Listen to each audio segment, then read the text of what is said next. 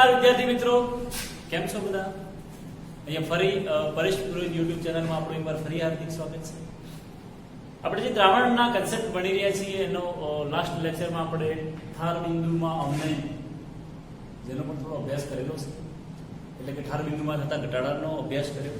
તો હવે મિત્રો કેટલાક એક્ઝામ્પલ્સ છે જે આપણે એક્સરસાઇઝના એક્ઝામ્પલ્સ છે એની થોડી ચર્ચા કરી લઈએ. સાથે સાથે એક્સરસાઇઝનો 2.19 નંબરનો જે એક્ઝામ્પલ્સ છે, એક્સરસાઇઝ એનો 2.19 નંબરનો એક્ઝામ્પલ છે 90 ગ્રામ પાણીમાં 30 ગ્રામ અવાષ્પશીલ દ્રવ્ય ધરાવતા દ્રાવણનું 298 કેલ્વિન તાપમાને બાષ્પ દબાણ 2.8 કિલો પાસ્કલ આપેલું છે. આપણી પાસે એક દ્રાવણ છે જેમાં પાણી છે 90 ગ્રામ, એમાં બહારથી આપણે અવાષ્પશીલ દ્રાવ્ય પદાર્થ નાખેલો છે 30 ગ્રામ, અને એ આખું જે દ્રાવણ બને છે એ દ્રાવણ જે બન્યું છે એનું બાષ્પ દબાણ આપેલું છે આપણને 2.8 કિલો પાસ્કલ. આગળ જતા 18 ગ્રામ પાણી દ્રાવણમાં ઉમેરવામાં આવ્યું. એટલે એ જે દ્રાવણ હતું એમાં બહારથી આપણે પાણી ઉમેર્યું, એટલે એવું કહેવાય કે દ્રાવકનો વધારો કર્યો. અહીંયા જે આ પાણી છે આપણું દ્રાવક તરીકે છે 90 ગ્રામ, આ જે અવાષ્પશીલ દ્રવ્ય છે એ દ્રવ્ય તરીકે એટલે કે દ્રવ્ય ઘટક તરીકે છે આપણી પાસે. ઓકે, તો જ્યારે 18 ગ્રામ પાણી દ્રાવણમાં ઉમેરવામાં આવે તો નવું બાષ્પ દબાણ 2.9 કિલો પાસ્કલ થાય છે. એટલે જે નવું દ્રાવણ બને છે એનું બાષ્પ દબાણ બદલાઈ જાય છે ને 2.9 કિલો પાસ્કલ થાય છે. ઓકે, તો દ્રવ્યનું મોલર દળ ગણો. દ્રવ્યનું મોલર દળ એટલે એવું કહી શકાય m2 ગણો, તથા 298 કેલ્વિન તાપમાને પાણીનું બાષ્પ દબાણ ગણો, એવું પણ કહી શકાય p01 ગણો.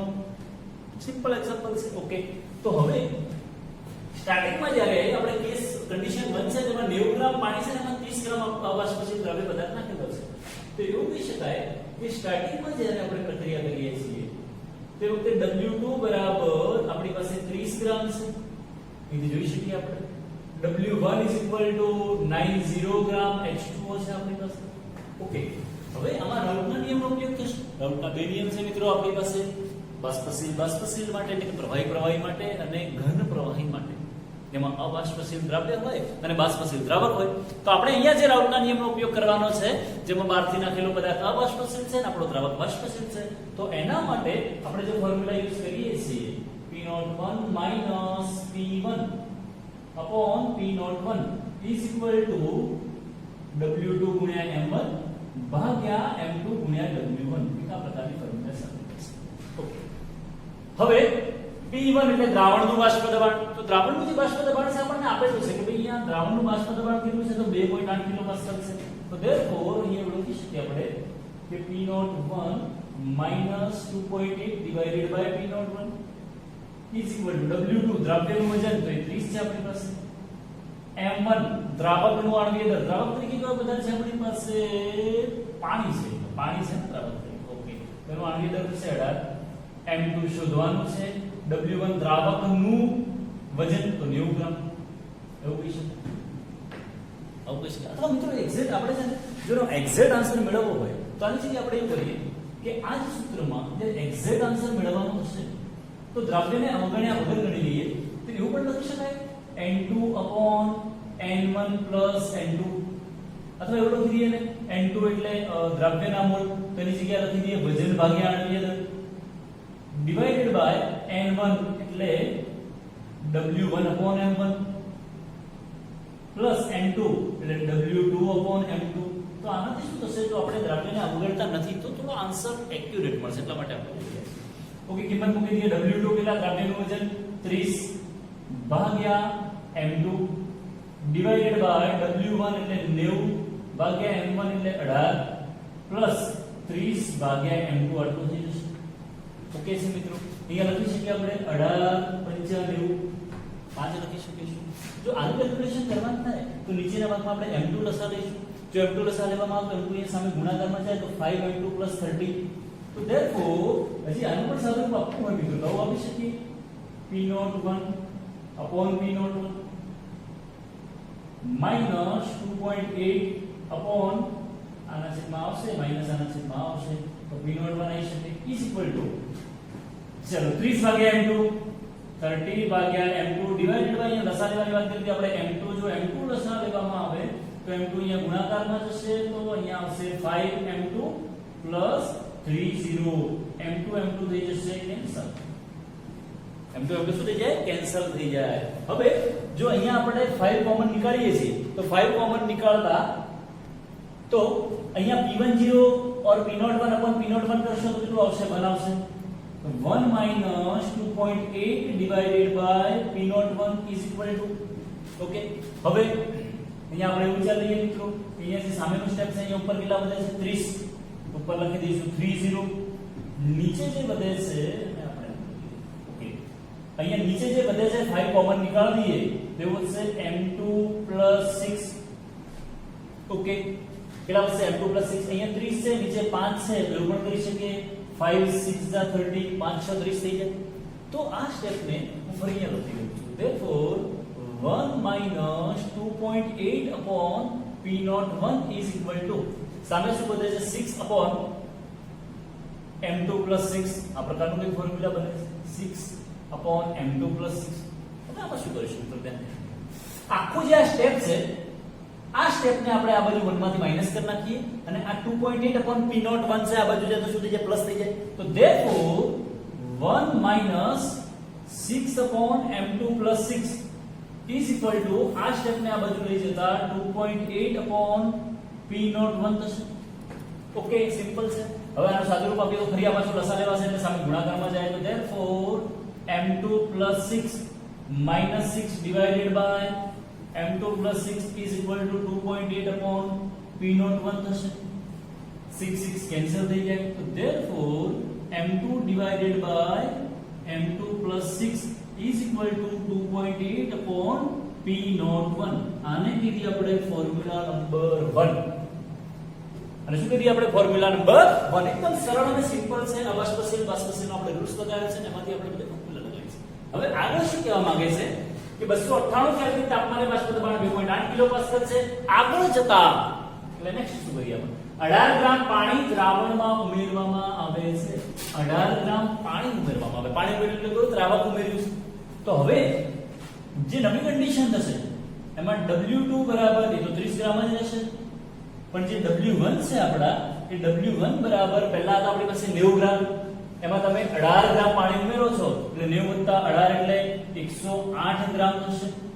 ઓકે તો એના માટે જ્યારે ફોર્મ્યુલા લખવામાં આવે છે તો આ જ ફોર્મ્યુલામાં મિત્રો P01 તો આપણે આપેલા નથી -2.8 જ્યારે નવું બાષ્પ દબાણ કેટલું થાય છે 2.9 તેની જગ્યાએ 2.9 લખી શકીએ 30/m2 તો દ્રવ્યમાનની અંદર 30 છે. આની આ જ ફોર્મ્યુલા અહીંયા પણ ફરીથી લગાવવાની છે આપણે અહીંયા. તો આ જ ફોર્મ્યુલામાંથી જો લખવામાં આવે તો P01 -2.9 divided by P01 is equal to W2 upon M2.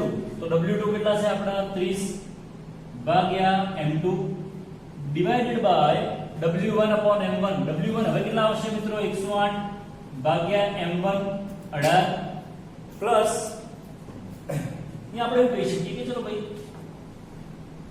આપણે એવું કીધું છે W2 upon M2 તો W2 છે આપણી પાસે 30 upon M2 divided by W1 upon M1 તો 108 ભાગ્યા 18 આવશે પ્લસ W2 upon M2 એટલે 30 divided by M2 થશે.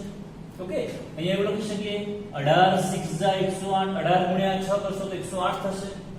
હવે આ સ્ટેપને હું જો ફરીથી લખું અહીંયા તો સ્ટેપ કઈ પ્રમાણે લખાશે P01 -2.9 divided by P01 is equal to 30 ભાગ્યા M2.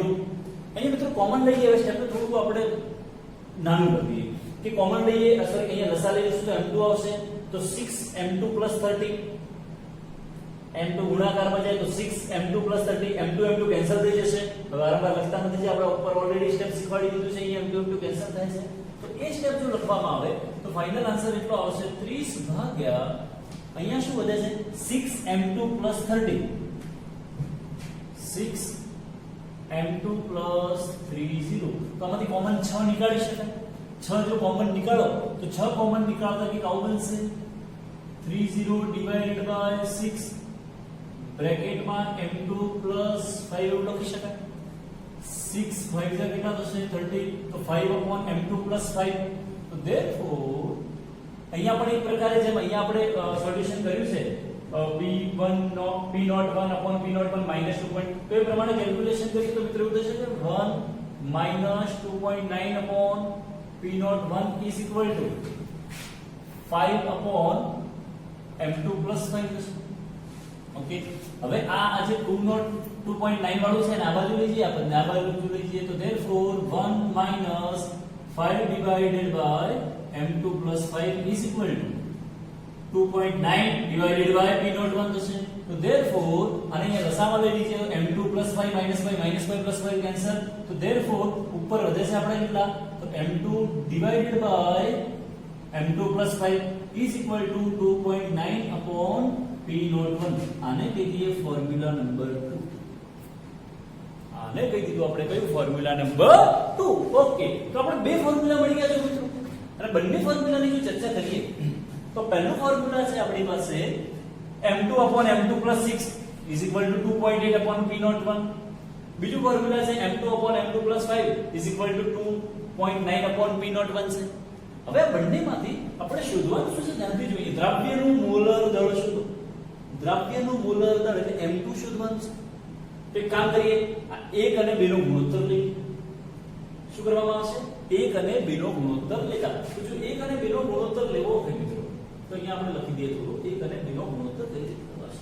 તો ચલો નેક્સ્ટ માં થોડું આગળ આપણે જોઈ લઈએ કે 1 અને 2 નો ગુણોત્તર લેતા આપણું ફોર્મ્યુલા નંબર 1 છે ને તે હું અહીંયા રાખું છું, પછી કેન્સલ કરી નાખીશું. ઓકે, તો આપણે નેક્સ્ટ માં એવું કીધું છે કે 1 અને 2 નો ગુણોત્તર લેતા ફોર્મ્યુલા નંબર 1 અને 2 નો ગુણોત્તર લેતા 1 અને 2 નો ગુણોત્તર લેતા. ચલો 1 અને 2 નો ગુણોત્તર લઈએ તો ફોર્મ્યુલા નંબર 1 શું છે આપણી પાસે, M2 upon M2 divided by M2 plus 6 divided by આ નીચે જશે, પણ નીચે જાય તો એને આમ લખીએ. ધારો કે સપોઝ આપણે એવું લખવામાં આવે છે કે M2 upon M2 plus 5 is equal to, ચલો આ બાજુ 2.8 upon P01 2.8 divided by P01 divided by અહીંયાથી સ્ટેપ આવશે 2.9 upon P01. ચલો કેન્સલ કરો. કે કેન્સલ થાય છે મિત્રો, જો આમાં હવે જોશો તો M2 M2 cancel, P01 P01 cancel. તો ઉપર શું વધે છે અહીંયા M2 plus 6. હવે જોવા જેવું રહેશે, જોજો મિત્રો આ જે M2 plus 6 છે, હવે M2 plus 5 ક્યાં જશે ઉપર, M2 plus 6 ક્યાં જશે નીચે. એ જ પ્રમાણે અહીંયા જોવા જઈએ તો અહીંયા 2.8 ઉપર છે, 2.9 નીચે છે, તો ઇઝ ઇક્વલ ટુ ઓલ લખી શકાય 2.8 ડિવાઇડેડ બાય 2.9 એ તો લખાશે. પણ સામે જુઓ ધ્યાનથી મિત્રો આવું લખાશે કે M2 plus 5 divided by આ M2 ના છેદમાં છે આ ક્યાં જશે, નીચે જશે. તો M2 plus 6 is equal to અહીંયા આવશે આપણી પાસે 2.8 divided by 2. આનું કેલ્ક્યુલેશન એકદમ સિમ્પલ અને સરળ છે. ક્રોસ મલ્ટીપ્લિકેશન, ક્રોસ ગુણાકાર જે આપણે વર્ષોથી ભણતા આવ્યા છીએ. તો આ અહીંયા ગુણાકારમાં જશે, આ અહીંયા ગુણાકારમાં જશે. ઓકે, 2.9 into M2 તો 2.9 M2 plus 2.9 into 5 2.9 into 5 કરો તો એપ્રોક્સિમેટલી આઈ થિંક 14.5 થાય. છતાં પણ કરી લઈએ આપણે 14.5 પેલું થશે 14.5 is equal to અને અહીંયા ગુણાકારમાં લઈ લઈએ તો 2.8 into M2 એટલે 2.8 M2 plus 6 into 2.8 is equal to 16.8. આવું થઈ જશે. હવે M2 ને કરતા બનાવવા છે મિત્રો, આપણે જો M2 ને કરતા બનાવવાના થાય તો આ 2.8 M2 આમાંથી માઈનસ કરી નાખીએ, 2.5 આમાંથી માઈનસ કરીએ તો therefore 2.9 M2 minus 2.8 M2 is equal to 16.8 minus 14.5. Okay, હવે ચલો 2.9 M2 minus 2.8 M2 એટલે 0.1 M2.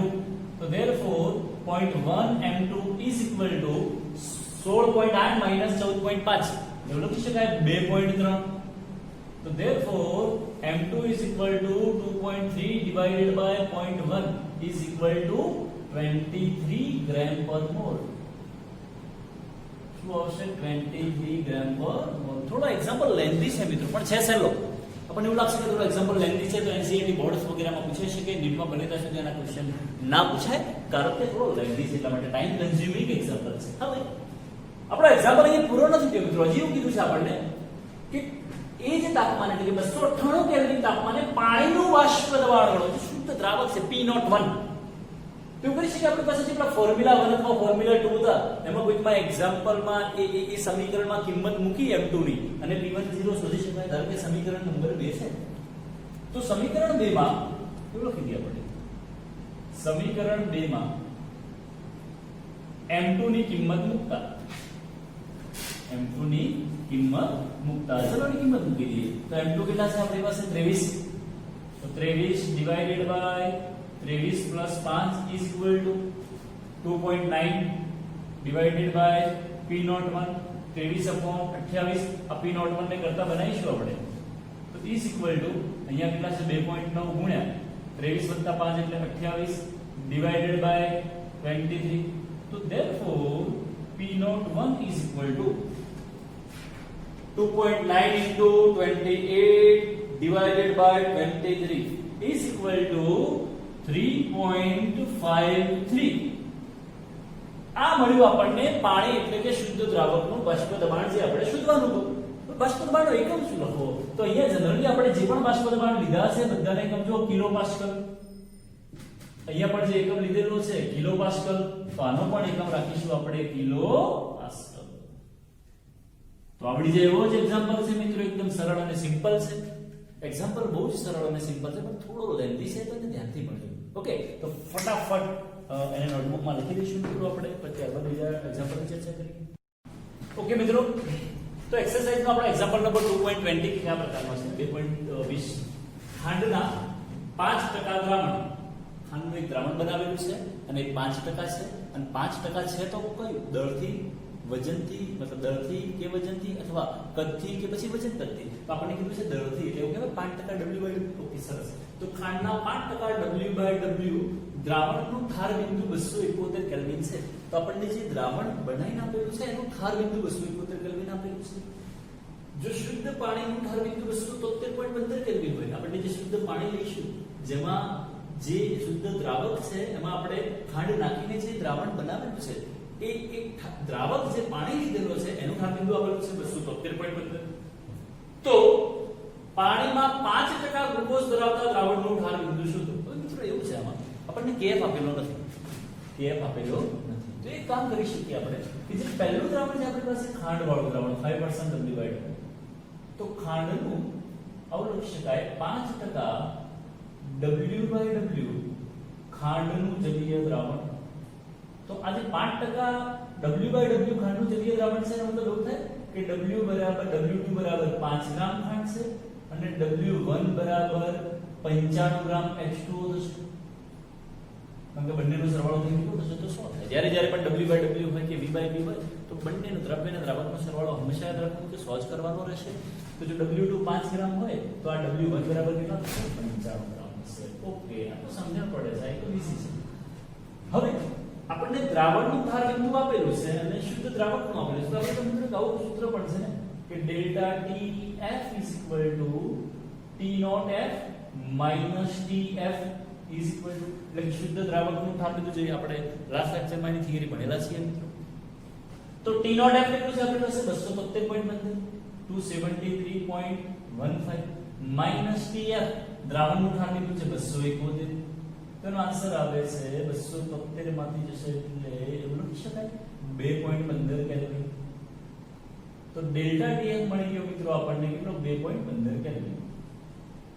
તો ડેલ્ટા TF ડેલ્ટા TF માટે તો એક સૂત્ર જ છે મિત્રો, બીજું સૂત્ર જ નથી આપણી પાસે. તો ડેલ્ટા TF ના જ્યારે સૂત્રની ચર્ચા કરીએ ફોર્મ્યુલાની, તો delta TF = KF W2 × 1000 divided by M2 × W1.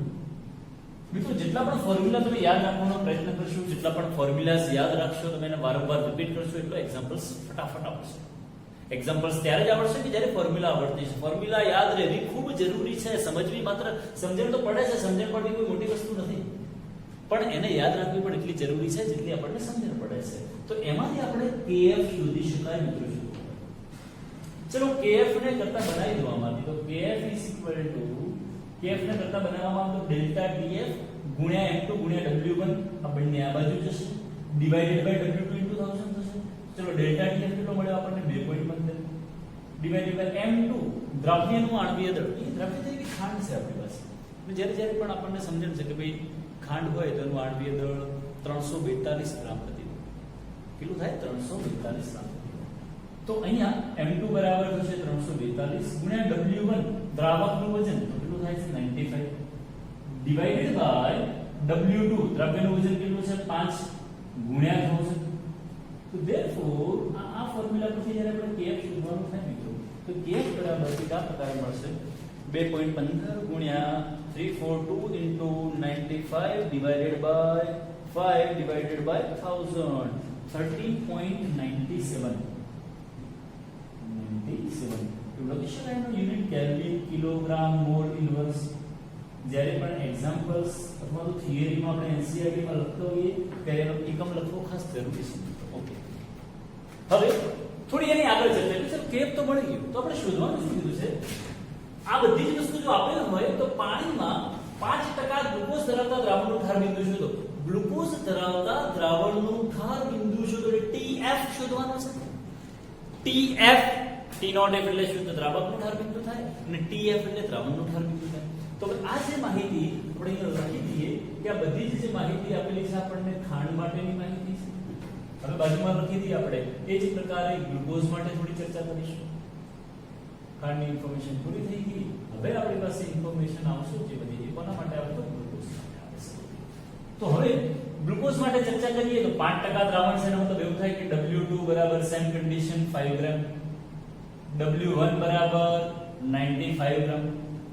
એના M2 ની જરૂર પડશે ને ગ્લુકોઝ હોય તો એનું આણ્વીય દળ 180 ગ્રામ પ્રતિ મોલ હોય છે. વારંવાર આપણે શોધતા નથી આમાં. ઓકે, તો હવે ફોર્મ્યુલા લગાવી દઈએ કે delta TF Kf W2 into 1000 divided by M2 into W1. તો is equal to kf કેટલો લેવો પ્રશ્ન થાય તો kf તો એ જ આવશે કે જે અહીંયા આવે છે. આપણે કીધું તો મિત્રો kf અને kb બંને દ્રાવકના સ્વભાવ પર આધારિત છે. જો એ જ તાપમાન રાખવામાં આવે, ધારો કે આપણી પાસે ટેમ્પરેચર એના એ જ છે બધા દ્રાવણ અને દ્રાવકના, તો જ્યારે જ્યારે પણ આપણે એવું વાત કરીએ કે જો દ્રાવક એનો એ જ હોય તો એના kb અને kf બદલાતા નથી. આવે જો દ્રાવક એનો એ જ હોય તો kf kb બદલાતા નથી. તો એ kf આપણી પાસે 13.97 13.97 W2 દ્રવ્યનું વજન અહીંયા લખ્યું છે આપણે 5 ગુણ્યા 1000 ભાગ્યા M2 આણ્વીય દળ કેટલો છે 180 ગુણ્યા W1 દ્રાવકનું વજન છે 95. તો is equal to જો આન્સર લખવું હોય આપણે તો 13.97 into 5 into 1000 divided by 180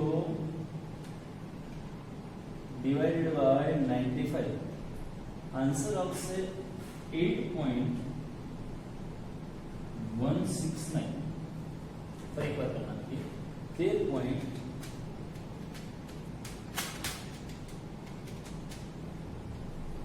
तो 13.97 into 5 into 1000 divided by 180 is equal to divided by 95. Okay, answer मत भी गड़बड़ से आंसर આવે છે 4. કેલ્સી માં થોડી પ્રોબ્લેમ હતી મિત્રો, તો 4.084 ને આપણો આન્સર આવે છે 4.084. આ પ્રકારનો આન્સર આવે છે. ડેલ્ટા ટીએફ મળી.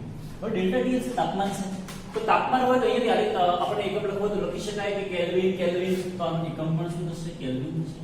તો ડેલ્ટા ટીએફ મળી ગયો આપણને 4.084 કેલ્વિન.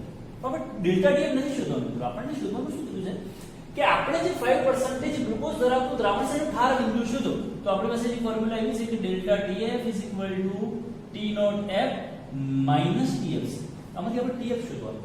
તો TF શોધવાનું હોય તો આ બાજુ આવશે તો પ્લસ થશે, આ બાજુ આવે તો માઈનસ થઈ જાય. તો therefore TF is equal to ચલો T0F શુદ્ધ દ્રાવકનો ઠાર બિંદુ તો 273.15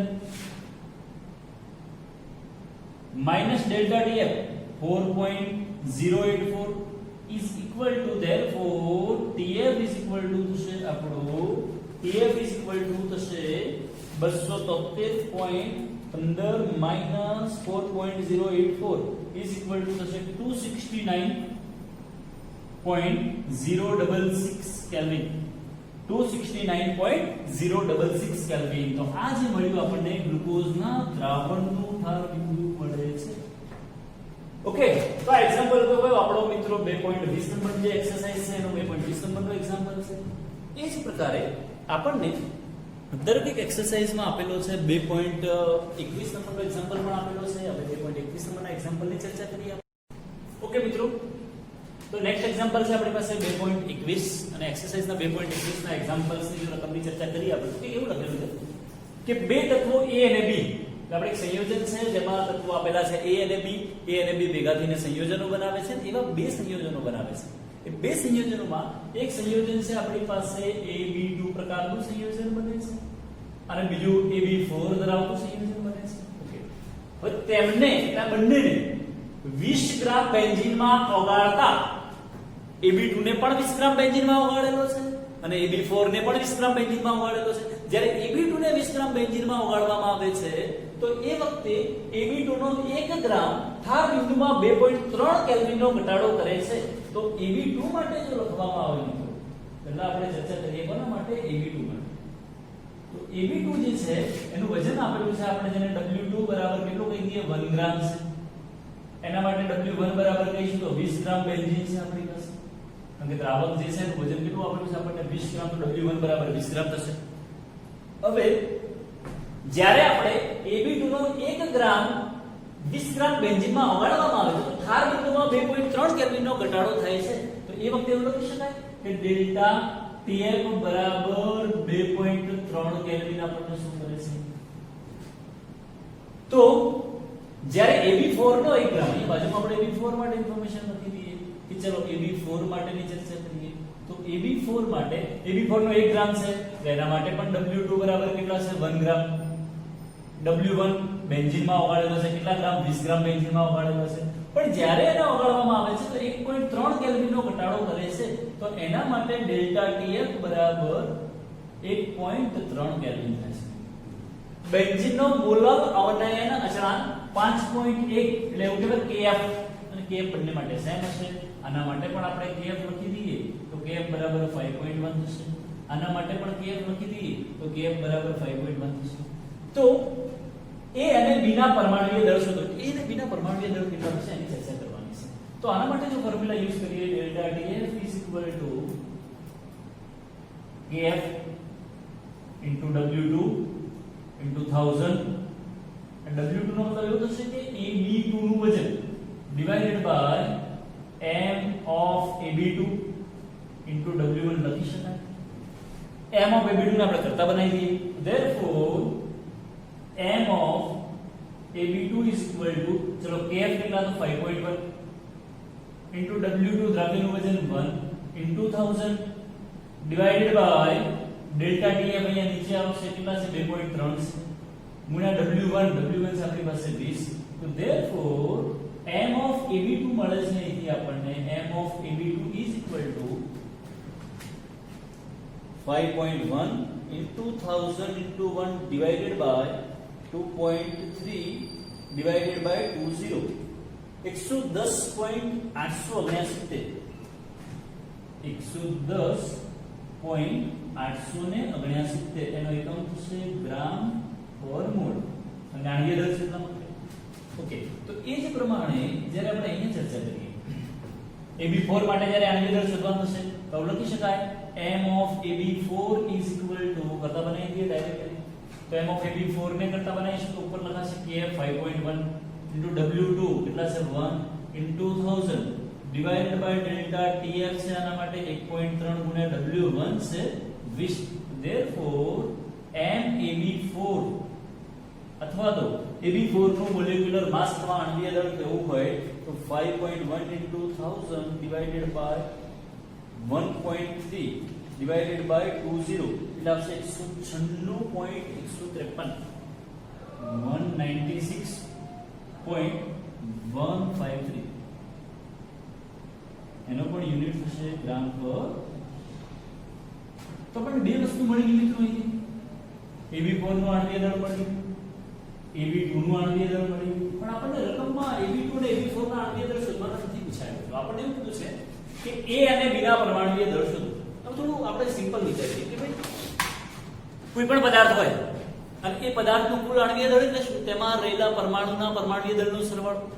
કોઈ પણ પદાર્થનો આણ્વિક દળ, ધારો કે H2O છે આપણી પાસે પાણી, તો પાણીનો આણ્વિક દળ કેટલો થાય? 18 ગ્રામ પ્રતિ મોલ. તો એ 18 ગ્રામ પ્રતિ મોલ જે છે એ તેમાં રહેલા પરમાણુ એટલે કે 2H વત્તા ઓક્સિજનના પરમાણુ દળનો સરવાળો થાય. તો MaB2 માટે એવું લખી શકાય કે MaB2 નું આણ્વિક દળ બરાબર આપણને આપેલું છે 110 પોઈન્ટ, આપણે અહીંયા શોધ્યું છે 869. એનો મતલબ થઈ શકે A વત્તા 2 into B is equal to 110.869 થશે અને ફોર્મ્યુલા નંબર આપણે 1 લીધી. એ જ પ્રકારે જેમ AB2 માટે શોધ્યું એ જ પ્રકારે જેમ MaB4 છે આપણી પાસે is equal to AB4 છે તો 196.153 ગ્રામ પ્રતિ મોલ છે. તો એના માટે એવું લખી શકાય A plus 4 into molecular mass of B is equal to atomic mass કહેવાય પરમાણુ કદ. તો અહીંયા થશે 196.153 જેને કહી દઈએ ફોર્મ્યુલા નંબર 2. હવે જે સમીકરણ 1 અને સમીકરણ 2 છે એને જો ઉકેલવામાં આવે, આપણે 10મા વગેરેમાં ભણતા હતા લોગની રીત વગેરે, તો એનાથી આપણને A અને B ની કિંમત મળી જાય. તો 1 અને 2 માંથી આ 2 ની જે કિંમત છે એ 1 ની કિંમત કરતા વધારે છે, તો કે આપણે 2 માંથી 1 બાદ કરતા. સમીકરણ 2 માંથી 1 ને બાદ કરતા, ચલો 2 માંથી 1 ને બાદ કરવામાં આવે તો 2 છે આપણી પાસે A plus 4B is equal to 196.153. એમાંથી 1 ને બાદ કરવાનું છે તો પહેલા એક લખી દઈએ A plus 2B is equal to 110.869 minus minus minus.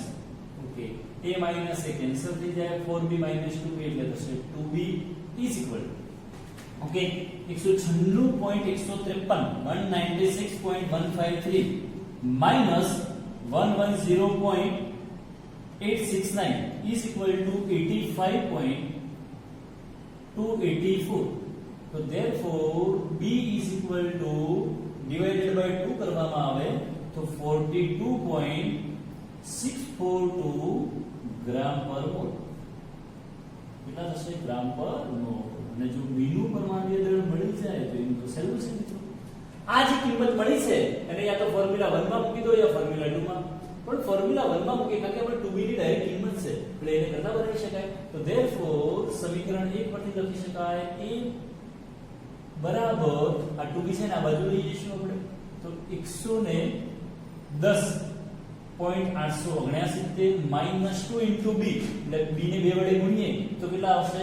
85.284 is equal to 110.869 minus 85.284 is equal to આવશે 25.585 ગ્રામ પર મોલ. આ જે મળ્યું છે આપણને એ કોનું આણ્વિક દળ મળી ગયું? એનું આણ્વિક દળ. મિત્રો પહેલા B નું પરમાણ્વીય દળ, આણ્વિક દળ પરમાણ્વીય શબ્દ છે વપરાશે કારણ કે આપણી પાસે પરમાણુ છે. તો પહેલા આપણે B નું પરમાણ્વીય દળ શોધ્યું, એ જ B ના પરમાણ્વીય દળની કિંમતને ફોર્મ્યુલા 1 માં મૂકી તો A + 2B = આટલા આપેલા છે તો A બરાબર આમાંથી આ માઈનસ થઈ જાય. 2B ની કિંમત અહીંથી લઈ લીધી આપણે તો ડાયરેક્ટ માઈનસ કરી છે. તો એ આપણને જે પણ આન્સર મળ્યો છે એ શેનું પરમાણ્વીય દળ મળી ગયું? A નું. તો આ જે એક્ઝામ્પલ હતો આપણો મિત્રો 2.21 જે એક્સરસાઇઝનો એક્ઝામ્પલ છે તો ફટાફટ નોટબુકમાં નોટ ડાઉન કરી લઈશું.